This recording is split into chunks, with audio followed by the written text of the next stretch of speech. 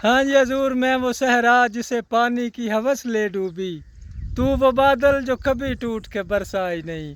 बादल हजूर टूट के बरसा नहीं है और ना धूप निकल रही है कि प्लेटें लगा सके। फजल हबीब साहब अभी जनाब मेरे दोस्त उन्हें बोर चलान लगे ने डीजल ते डीजल बड़ा महंगा, डीजल ते पेट्रोल ते डीजल पे है। हाँ मैंने कोई नहीं पता सानू की पता जी।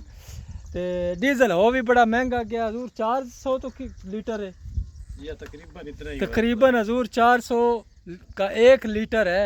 ये लीटर नाल हुण किला पे आ जासी 1.5 लीटर से। 1.5 लीटर से 1 एकड़ 1 किला, यानी कि किला इंज पिवा जासी भी अगे पानी विच है भी।